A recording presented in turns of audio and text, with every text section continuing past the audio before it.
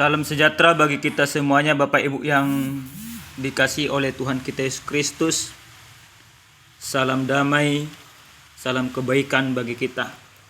Pada saat ini kita akan mendengarkan kebenaran firman Tuhan. Kita bersatu dalam doa. Terpuji dan termulia nama-Mu ya Tuhan, Allah kami, Allah yang kami kenal melalui Yesus Kristus. Terima kasih buat kebaikan Tuhan yang masih Tuhan nyatakan. Pada saat ini Bapa, kami akan mendengarkan firman-Mu, urapi kami sehingga kami mengerti firman Tuhan. Dalam nama Yesus kami berdoa. Amin. Bapak Ibu yang dikasihi Tuhan, adapun kebenaran firman Tuhan yang menyapa kita pada saat ini, yang tertulis dalam kitab 2 Timotius pasal pertama, ayat pertama sampai dengan ayat ke-14. Demikian firman Tuhan, mari kita baca secara bersama-sama. Dari Paulus, Rasul Kristus Yesus, oleh kehendak Allah untuk memberitakan janji tentang hidup dalam Kristus Yesus. Kepada Timotius anakku yang kekasih, kasih karunia, rahmat dan damai sejahtera dari Allah Bapa dan Kristus Yesus Tuhan kita menyertai engkau. Aku mengucap syukur kepada Allah yang kulayani dengan hati nurani yang murni, seperti yang dilakukan nenek moyangku, dan selalu aku mengingat engkau dalam permohonanku, baik siang maupun malam. Dan apabila aku terkenang akan air matamu yang kau curahkan, aku ingin melihat engkau kembali supaya penuhlah kesukaanku. Sebab aku teringat akan imanmu yang tulus ikhlas, yaitu iman yang pertama-tama hidup dalam nenekmu Lois dan di dalam ibumu Eunike, dan yang aku yakini hidup juga di dalam dirimu. Karena itulah aku peringatkan engkau untuk mengobarkan karunia Allah yang ada padamu oleh penumpangan tanganku atasmu. Sebab Allah memberikan kepada kita bukan roh ketakutan, melainkan roh yang membangkitkan kekuatan, kasih dan ketertiban. Jadi janganlah malu bersaksi tentang Tuhan kita, dan janganlah malu karena aku, seorang hukuman karena Dia. Melainkan ikutlah menderita bagi Injilnya oleh kekuatan Allah. Dialah yang menyelamatkan kita dan memanggil kita dengan panggilan kudus, bukan berdasarkan perbuatan kita, melainkan berdasarkan maksud dan kasih karunia-Nya yang sendiri, yang telah dikaruniakan kepada kita dalam Kristus Yesus sebelum permulaan zaman, dan yang sekarang dinyatakan oleh kedatangan Juru Selamat kita Yesus Kristus, yang oleh Injil telah mematahkan kuasa maut dan mendatangkan hidup yang tidak dapat binasa. Untuk Injil inilah aku telah ditetapkan sebagai pemberita, sebagai rasul dan sebagai guru. Itulah sebabnya aku menderita semuanya ini, tetapi aku tidak malu, karena aku tahu kepada siapa aku percaya, dan aku yakin bahwa Dia berkuasa memeliharakan apa yang telah dipercayakannya kepadaku hingga pada hari Tuhan. Peganglah segala sesuatu yang telah engkau dengar daripadaku sebagai contoh ajaran yang sehat, dan lakukanlah itu dalam iman dan kasih dalam Kristus Yesus.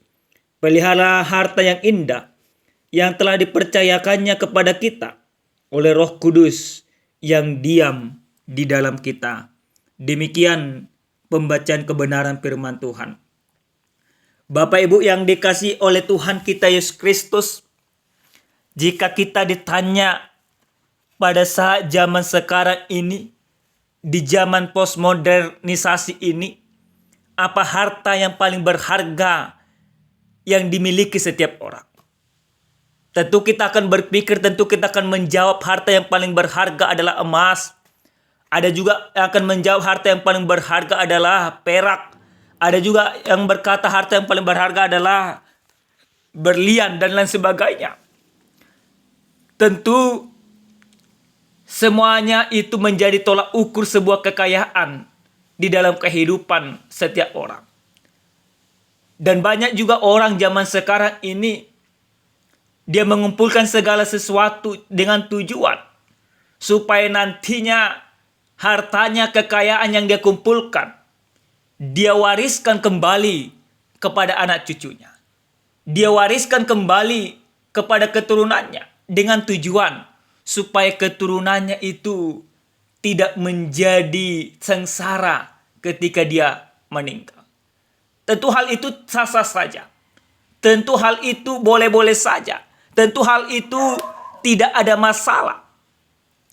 Namun semuanya harta yang dikumpulkan, jika tidak didasarkan kepada sebuah kebenaran yang benar, maka itu akan sia-sia.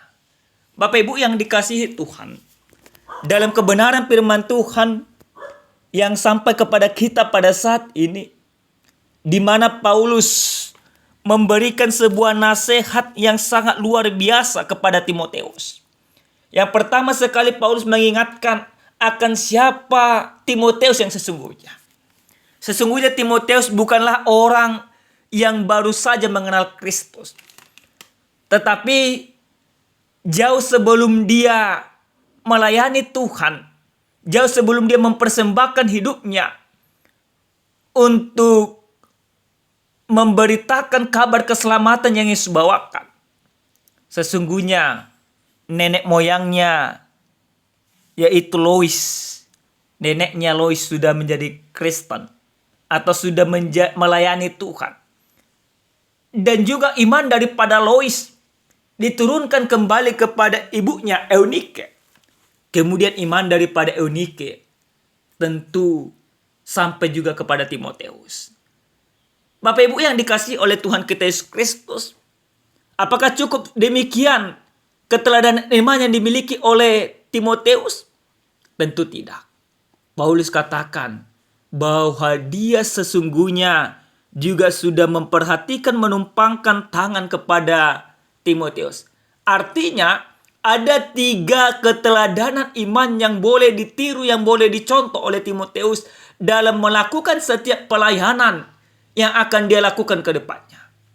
Dari neneknya, dari ibunya, dan juga dari Paulus.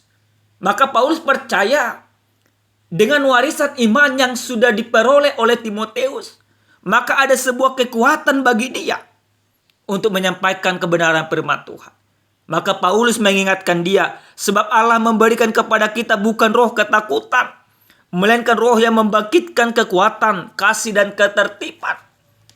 Hal ini Paulus sampaikan supaya Timoteus sadar bahwa roh Allah yang berdiam di dalam kehidupannya tidak membuat dia takut lagi dalam menghadapi setiap pergumulan yang membentang di hadapannya. Tetapi roh Allah yang dianugerahkan kepadanya, yang sudah hidup di dalam dirinya, menjadi kekuatan yang sangat baik, yang menjadi landasan dia dalam memberitakan kebenaran firman Tuhan. Bapak Ibu yang dikasihi oleh Tuhan kita Yesus Kristus, sesuai dengan tema yang sampai kepada kita pada saat ini, dikatakan tidak berkesudahan kasih setia Tuhan. Yang pertama sekali lewat firman ini, kita melihat bagaimana kasih setia Tuhan yang tidak pernah berkesudahan kepada setiap orang yang percaya. Bagaimana kasih Tuhan yang sudah Tuhan nyatakan kepada Lois. Bagaimana kasih Tuhan yang sudah Tuhan nyatakan juga kepada Eunike. Dan bagaimana juga kasih Tuhan itu yang tidak berkesudahan itu juga Tuhan berikan kepada Timoteus. Dalam hal ini berarti ada satu hal yang tidak pernah berkesudahan di dunia ini, di dalam kehidupan orang percaya, yaitu kasih Tuhan. Kalau harta Bapak Ibu yang Tuhan kasih, semuanya dapat batasnya, semuanya ada limitnya, semuanya pasti habis. Tapi kalau kasih setia Tuhan yang sudah Tuhan nyatakan kepada kita tidak pernah habis, maka oleh karena itu firman ini mau mengajak kita supaya setiap orang yang percaya itu senantiasa merasakan kasih setia Tuhan, senantiasa hidup di dalam kasih setia Tuhan. Maka lewat firman ini kami mau mengingatkan kepada kita, Bapak Ibu semuanya boleh mewariskan harta kepada anak-anak. Bapak Ibu semuanya boleh mewariskan kekayaan kepada anak-anak. Bapak Ibu semuanya boleh mewariskan pengetahuan ilmu kepada anak-anak. Tetapi satu hal yang tidak boleh terpisahkan dari semuanya itu dan yang paling utama. Wariskan iman yang benar kepada anak-anak kita. Maka ketika kita mewariskan iman yang benar kepada anak-anak cucu kita, mereka akan mempergunakan apa yang ada dari mereka itu untuk kebaikan. Tapi kalau kita hanya mewariskan harta, jabatan, kekayaan, pengetahuan, mereka bisa akan salah arah memanfaatkan semuanya itu. Tapi kalau kita wariskan iman yang benar, maka mereka akan hidup dengan damai sesuai dengan kehendak Tuhan. Itu pertama. Yang kedua, Bapak Ibu yang dikasihi Tuhan, dari firman ini kita mau diingatkan bagaimana warisan iman yang kita miliki. Artinya kita ini tidak ada secara kebetulan menjadi orang percaya atau menjadi pengikut Kristus. Ada dari antara kita memang bisa saja setelah kita baru Kristen. Tapi ada dari banyak kita. Kita menjadi Kristen karena warisan daripada orang tua. Itu sah-sah saja Bapak Ibu yang Tuhan kasih. Maka kalau sudah orang tua kita menjadi Kristen, nenek kita menjadi Kristen, kakek kita menjadi Kristen, dan kita menjadi garis keturunan menjadi Kristen, berarti warisan itu sudah sampai kepada kita. Warisan yang tidak sia-sia. Maka karena warisan yang sudah kita terima oleh karena keberimanan orang tua kita, mari kita tunjukkan bahwa warisan itu tidak sia-sia. Artinya warisan yang kita miliki harus kita pergunakan juga untuk kebaikan di dalam kehidupan ini. Maka dalam firman ini jelas Paulus sampaikan kepada Timotius supaya jangan malu bersaksi tentang Tuhan.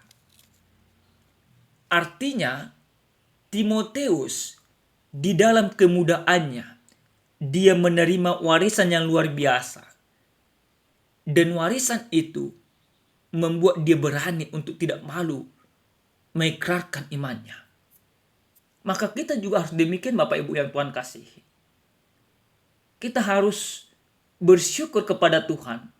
Kita harus berani mempersaksikan kebaikan Tuhan di dalam kehidupan kita. Karena apa? Karena kita tahu bahwa Dia yang menyelamatkan kita, bahwa Dia yang memanggil kita, bahwa Dia yang menguruskan kita berdasarkan kasih karunia yang begitu luar biasa. Maka kasih karunia itu harus menjadikan kita untuk hidup sesuai dengan kehendak Tuhan. Ini yang kedua. Kita mewarisi kasih karunia yang daripada Tuhan. Maka hiduplah dalam kasih karunia.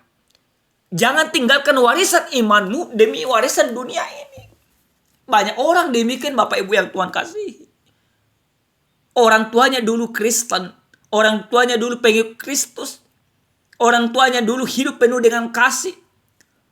Tetapi hidupnya sekarang tidak seperti orang tuanya. Contoh sederhananya.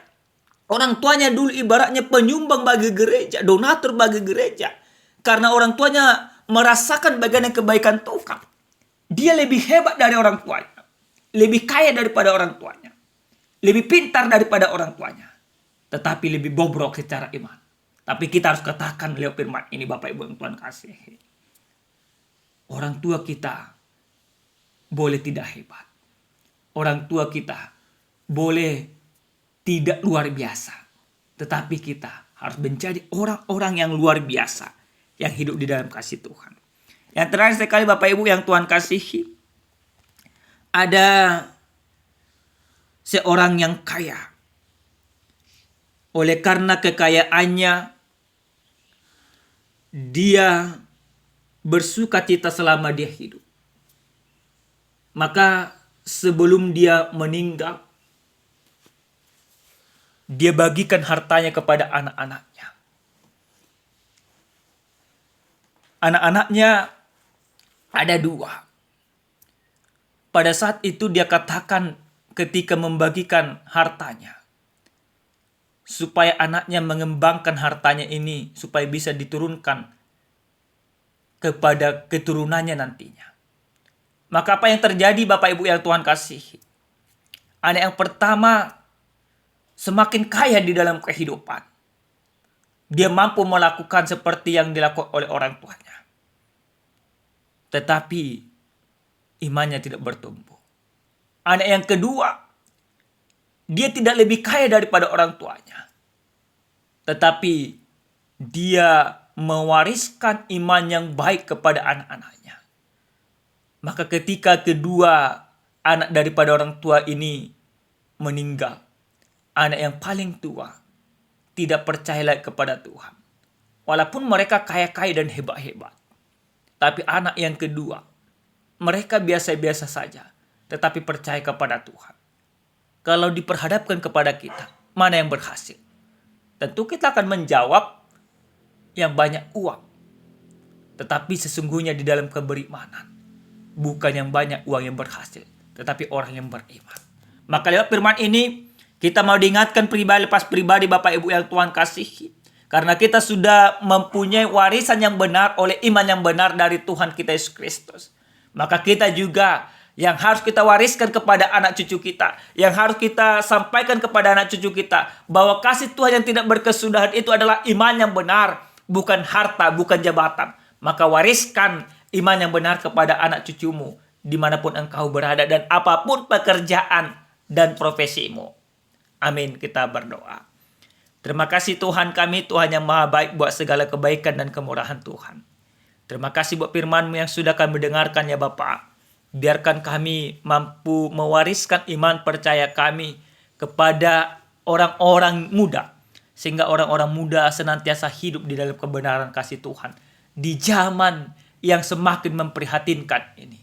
Ajar kami dengan pertolongan Roh Kudus-Mu mampu melakukannya itu. Supaya orang-orang muda menjadi orang-orang yang kuat di dalam iman dalam menghadapi tantangan zaman ini. Terima kasih Bapak.